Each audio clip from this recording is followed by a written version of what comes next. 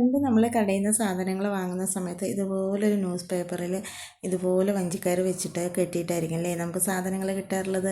ഇപ്പം ഇങ്ങനെയുള്ള കാഴ്ചകളൊക്കെ അപൂർവമാണ്. അപ്പോൾ നമുക്ക് ഇന്ന് അതിൽ പൊതിഞ്ഞ് കിട്ടിയത് മീനാണ് കേട്ടോ, നമ്മുടെ ഉണക്കമീൻ. അപ്പോൾ ഞാനത് നല്ലപോലെ തന്നെ തൊലിയെല്ലാം കളഞ്ഞ് ചെറിയ കഷ്ണങ്ങളായി മുറിച്ചെടുത്ത് വെള്ളത്തിൽ കുതിരാനിട്ടിട്ടുണ്ട് കേട്ടോ. ഇനി നമുക്കതിലേക്ക് കുറച്ച് മസാല റെഡിയാക്കാനുണ്ട്.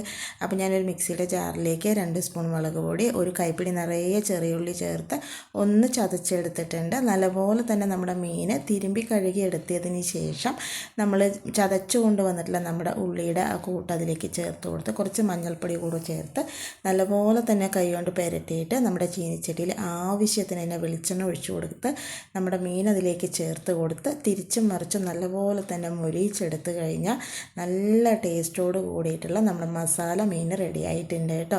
ഇത് കഴിക്കാൻ വേണ്ടിയിട്ട് വേറെ ഒരു കറിയുടെ ആവശ്യമില്ല. നമ്മുടെ മീനിലെ ഈ മസാല തന്നെ ധാരാളമാണ് കേട്ടോ ഇത് കഴിക്കാൻ വേണ്ടിയിട്ട്. ചെറിയുള്ളി ചേർത്ത് ചെയ്യുന്ന സമയത്ത് ഇതിൻ്റെ ടേസ്റ്റ് ഒന്നുകൂടെ കൂടുതലാണ് കേട്ടോ.